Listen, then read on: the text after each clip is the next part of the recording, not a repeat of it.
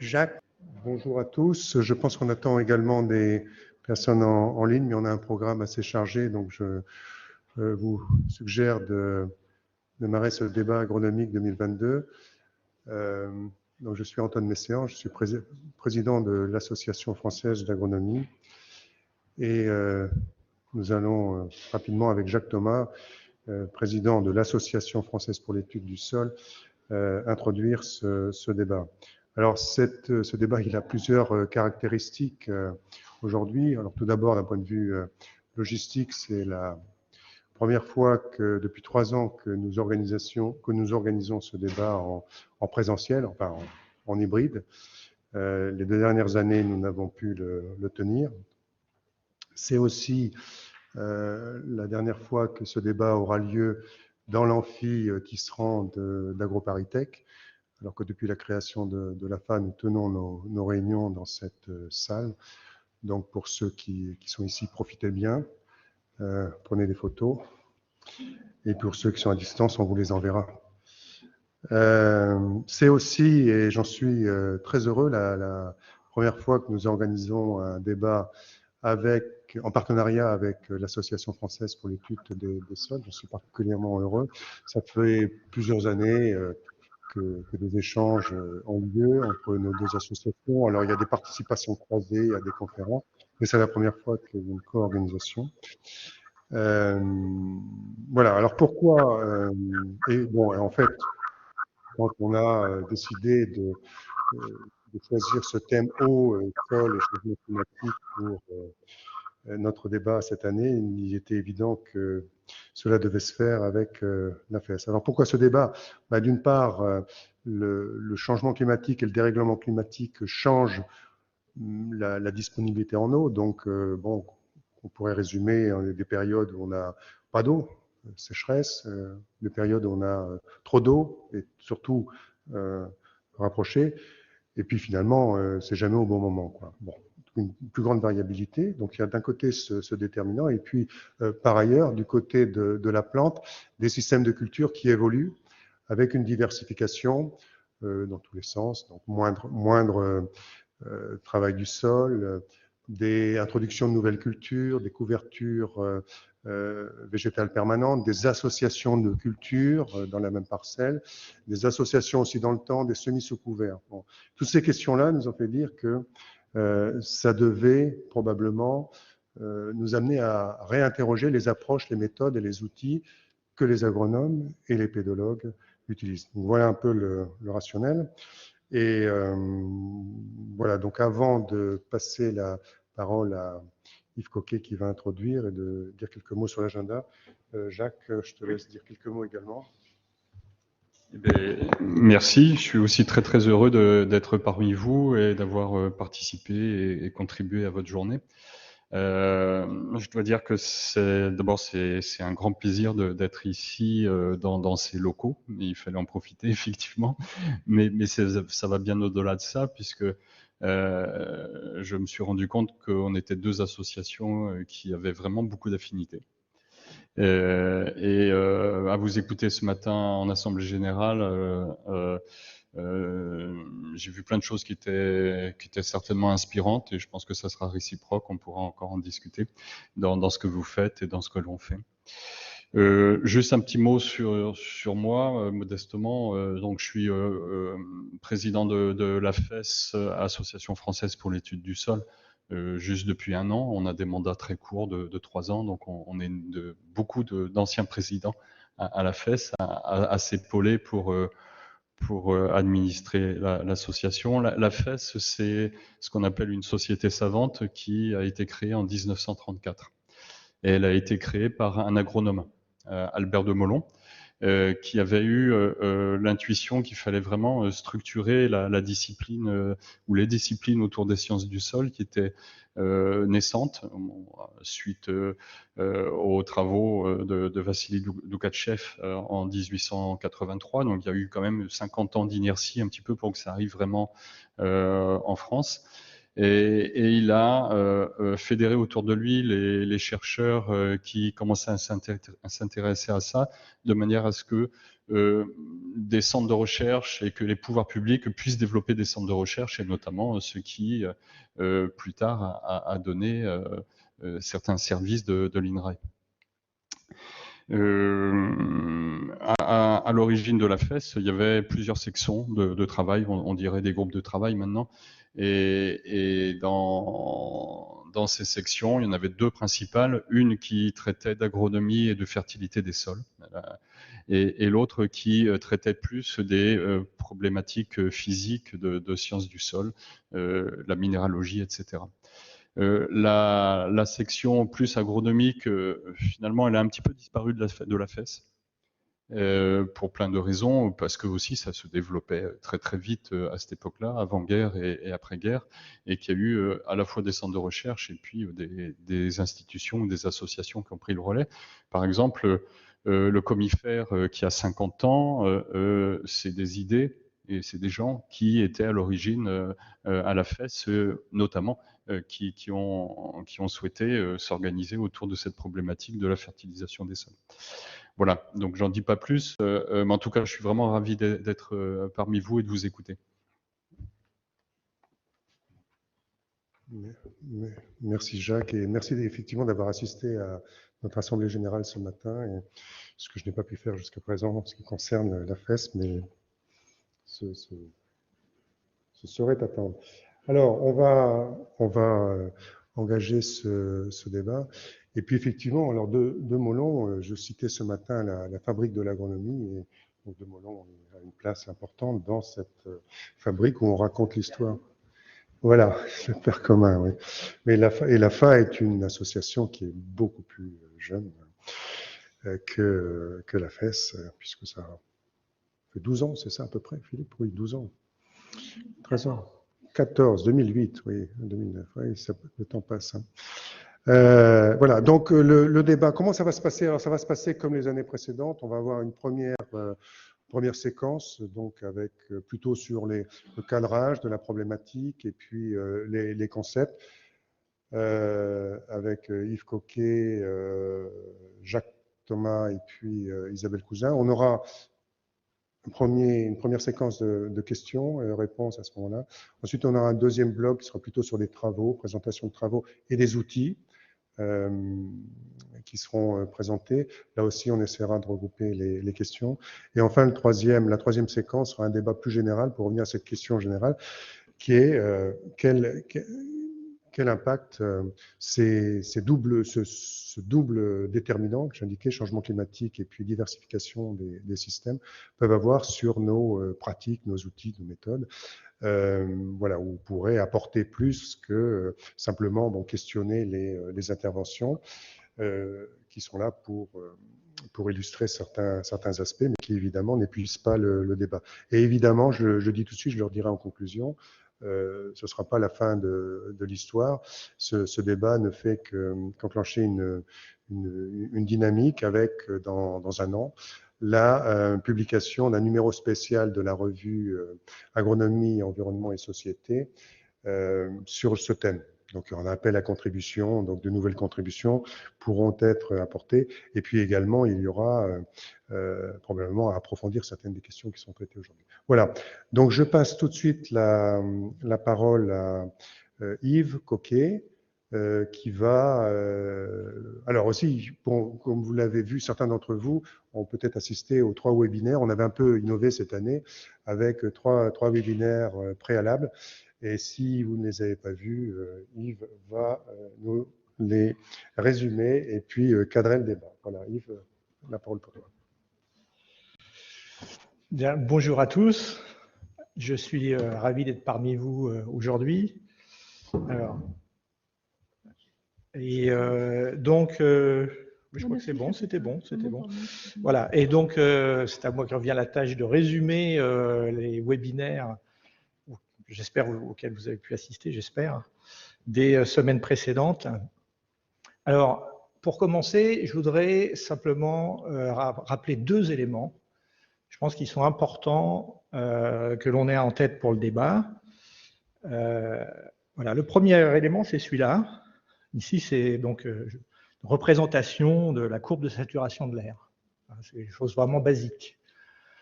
Mais simplement pour vous rappeler qu'une élévation de température implique une capacité à mettre beaucoup plus d'eau dans l'atmosphère.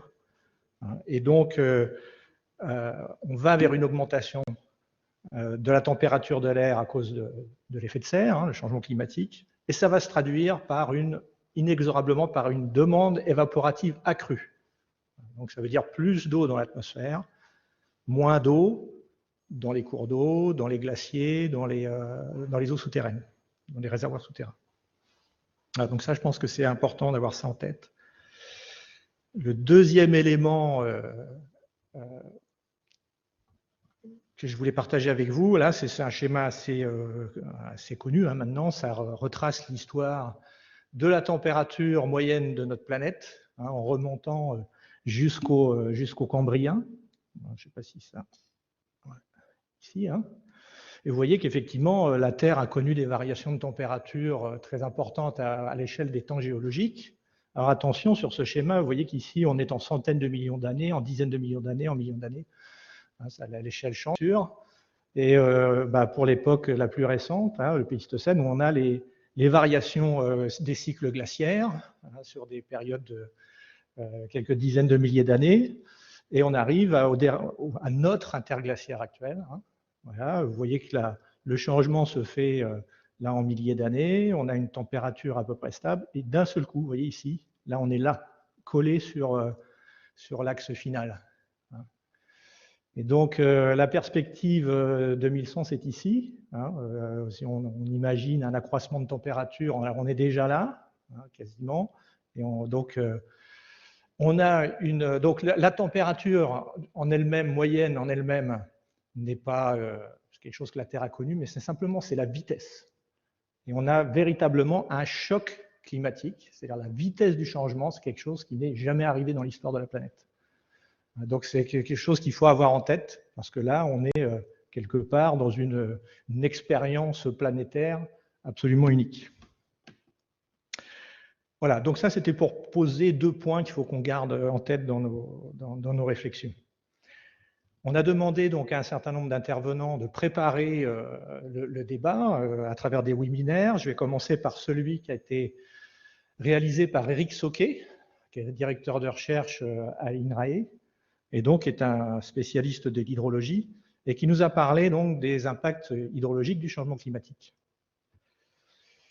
Alors, il y a déjà 2 éléments qui sont importants, c'est-à-dire qu'aujourd'hui, on réalise des constats, on a une perception du changement climatique dès aujourd'hui, à travers, par exemple, l'augmentation du coût économique dû aux inondations, l'augmentation des restrictions d'eau, etc.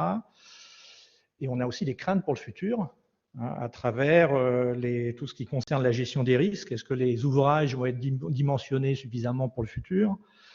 La gestion des ressources, des conflits d'usage qui peuvent apparaître et qui peuvent se développer. Et surtout, on a évoqué des effets sur les écosystèmes à travers un déphasage accru entre les cycles biologiques et le cycle hydrologique. Donc, pour essayer d'objectiver tout ça, les hydrologues développent 2 approches complémentaires. D'une part, l'observation et la détection des tendances dans les grandeurs mesurées, les grandeurs hydrologiques, et d'un autre côté, des outils de modélisation qui vont permettre de réaliser des projections. Vous connaissez tous les modélisations climatiques du GIEC.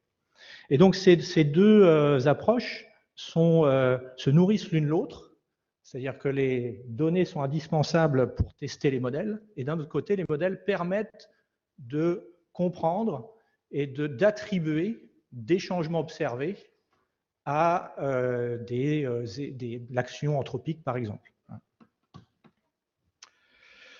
Alors, en termes sur la première partie, les observations et les tendances observées, bien, à ce jour, c'est très difficile de dégager des preuves définitives de modification de l'hydrologie due au changement climatique.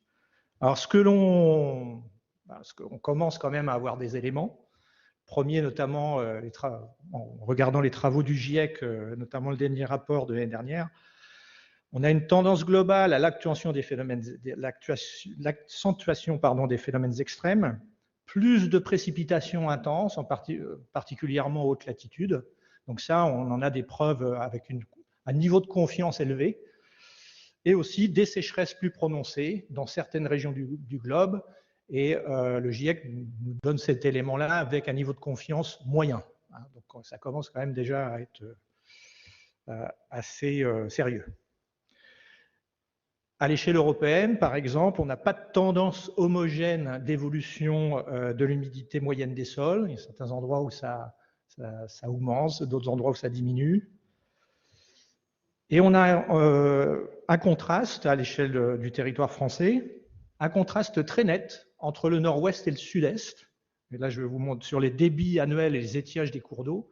Et sur cette carte, vous voyez, on a quelque chose de très net finalement, géographiquement, avec sur la partie sud-est des niveaux, des baisses de 10 à plus de 10% des débits annuels et des étiages, avec un niveau de confiance quand même assez bon.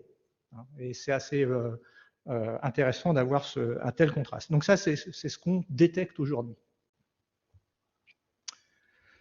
Alors, le problème, c'est que on ne peut pas attendre d'avoir des certitudes sur ces effets avant d'agir, parce que derrière ça, il y a le problème de la détection des tendances s'appuie sur des tests statistiques, et pour ça, il faut avoir des données. Et donc, se pose le problème de la puissance du test statistique. Pour avoir des tests puissants, il faut du recul. Et si on attend, voilà, ça risque d'être trop tard pour ensuite agir. Donc, d'où l'intérêt des modèles pour la prévision de ce qui va se passer. Alors, les projections hydrologiques, donc Eric Sauquet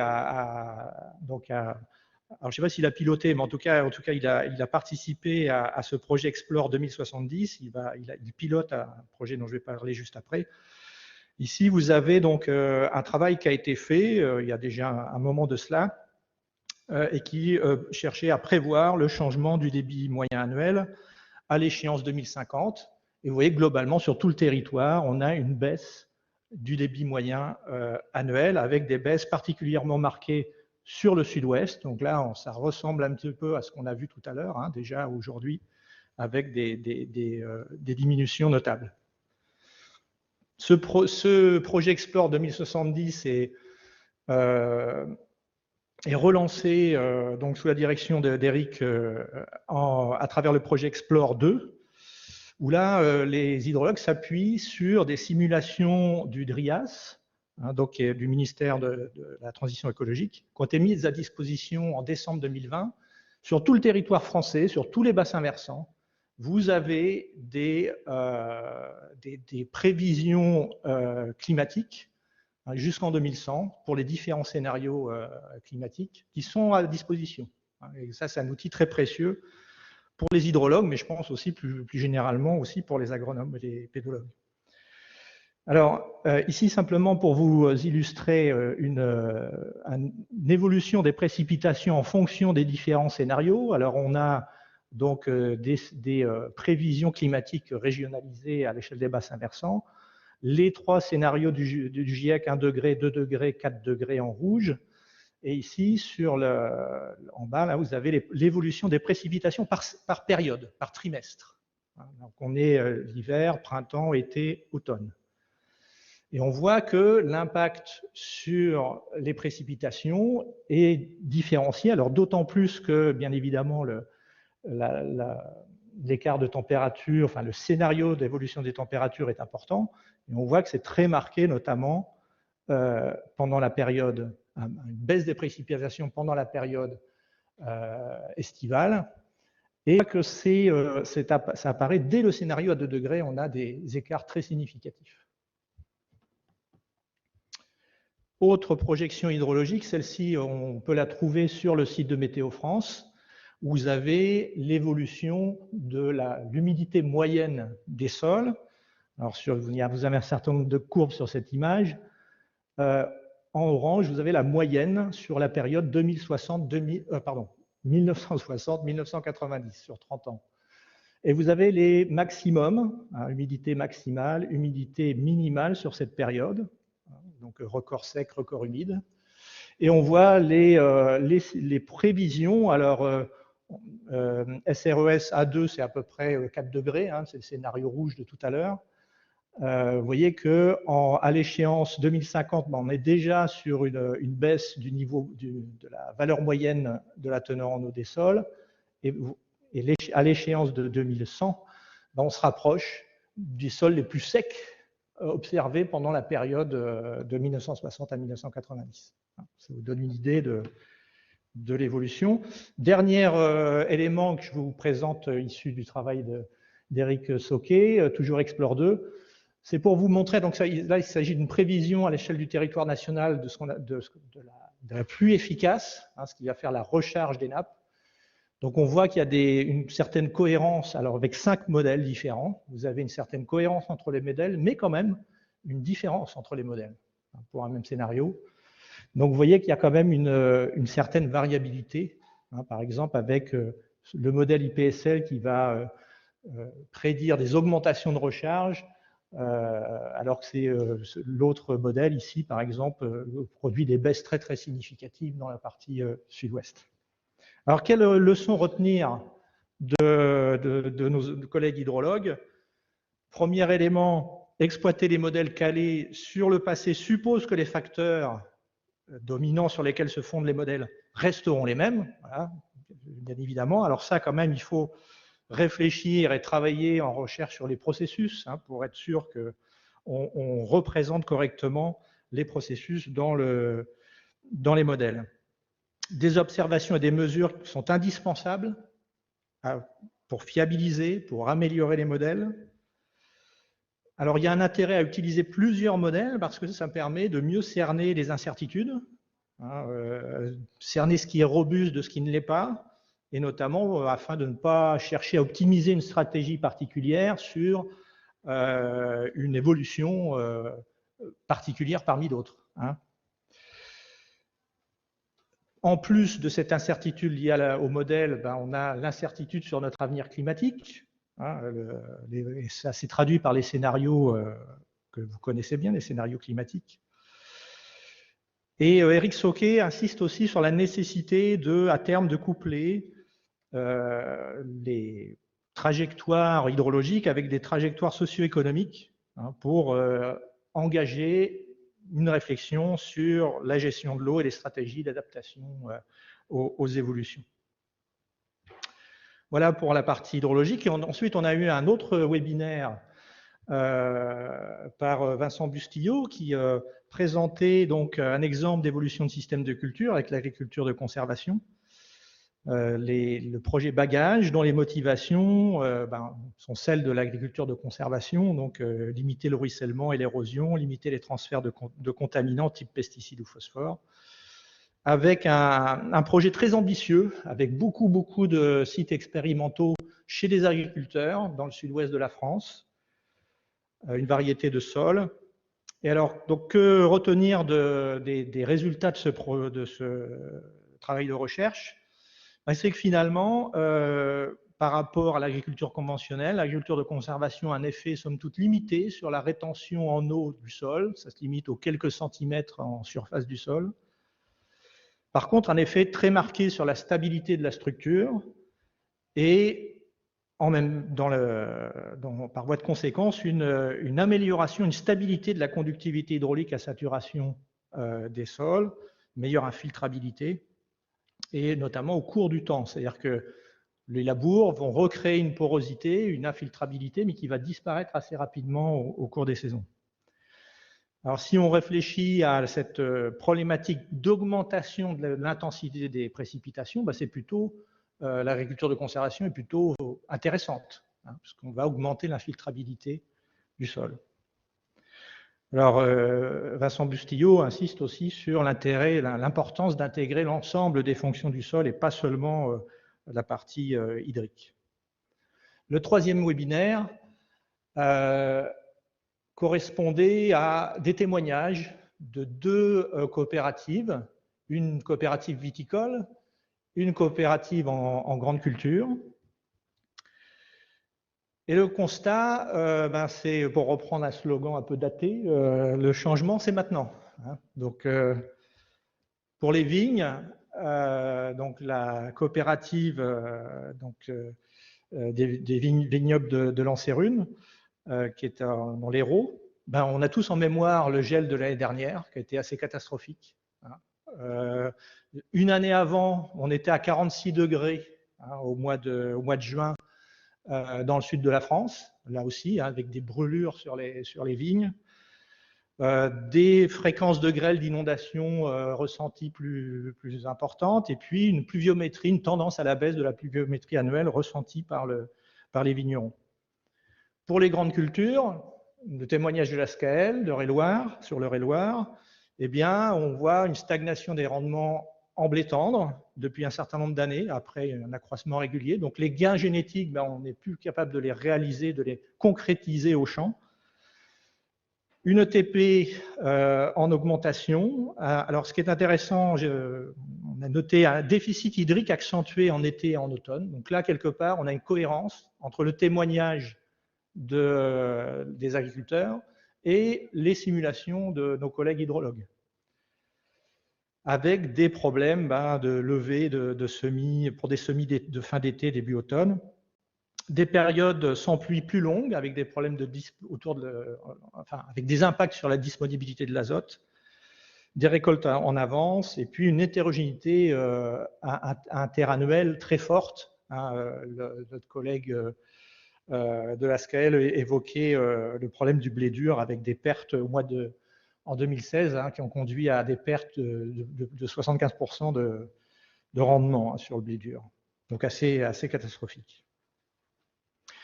Donc, les témoins des coopératives ont évoqué les adaptations en cours, bien évidemment, elles sont là, et des besoins aussi. Alors, en matière de vignes, l'orientation est beaucoup vers de l'instrumentation, du suivi météo, de l'instrumentation pour le suivi de l'état hydrique des sols. La mise en place, le recours à des outils d'aide à la décision, et notamment pour tout ce qui concerne l'irrigation. Des enjeux aussi du conseil autour de la fertilité et de la qualité des sols. Les besoins exprimés tournent autour du pilotage de l'irrigation, et puis aussi l'idée d'aller vers des cépages plus résistants au stress hydrique. Pour les grandes cultures, on parlait de diversification. Il y a l'introduction du lavandin, sur l'ordre de 500 hectares en Eure-et-Loire, d'ores et déjà. Mais, comme je l'évoquais tout à l'heure, avec des difficultés, notamment pour tout ce qui concerne les intercultures courtes, très difficiles à réaliser, où on parlait des semis fin d'été, début de septembre, et avec des problèmes de levée du colza, avec derrière des problématiques ravageurs. Un témoignage aussi autour des cultures simplifiées, des techniques culturales simplifiées. Et là aussi, on retrouve l'expérience des agriculteurs sur le terrain en Eure-et-Loire, voient une meilleure infiltration pendant la période hivernale. Donc là, c'est cohérent avec le projet bagage, les résultats du projet bagage vu dans le sud-ouest de la France. Une meilleure portance aussi des sols. Et des besoins autour de la lutte, de la maîtrise du risque de compaction, notamment des horizons du sous-sol, et aussi le besoin d'indicateurs de performance biologique des sols. Et ça rejoint, c'est quelque chose de vraiment important. Ça, je me tourne vers mes collègues de la FES, dont je fais partie. Il y a vraiment un besoin important là, qui est exprimé par des agriculteurs français sur le terrain, et qu'on retrouve aussi de manière plus générale. On a, avec mon collègue Christian Walter d'Institut Agro et Romain Melot de l'INRAE, on conduit actuellement une enquête à l'échelle européenne sur les besoins futurs en sciences du sol. Et les besoins autour de la biologie des sols sont vraiment très importants, viennent très haut dans l'expression des besoins. Donc tout ça, c'est cohérent. Voilà, je terminerai juste par quelques réflexions. J'espère que je ne suis pas trop long. Tu ne m'as pas fait signe. Bon, je termine. Quelques réflexions. Donc, tout ça m'a inspiré quelques réflexions que je partage avec vous. Un avenir climatique et des impacts hydrologiques avec un S incertain. Donc, comment s'adapter au mieux face à cet avenir incertain? C'est vraiment quelque chose de complexe. Hein. Des besoins en connaissances et en données, ça interpelle la recherche, la recherche fondamentale, mais aussi la recherche technologique. Des enjeux socio-économiques liés à l'adaptation, en particulier tout ce qui concerne l'organisation à tous les niveaux, depuis la ferme jusqu'au territoire et au pays. Et autour aussi des conflits potentiels liés à l'accès aux ressources. Et donc, il y a une nécessité vraiment de faire participer d'interdisciplinarité, d'ouverture nos collègues de sciences humaines et sociales qui pourront aider à progresser sur ces enjeux. Et enfin, donc, la piste de la résilience. Alors, vous savez qu'en ce moment, il y a une loi qui est en train de passer sur le sujet. Le Varenne de l'eau aussi s'est penché sur ces problématiques de résilience. Donc, la question, c'est il faut essayer de trouver quels sont les facteurs qui permettront cette résilience et quelles stratégies pour mettre en place pour une résilience effective.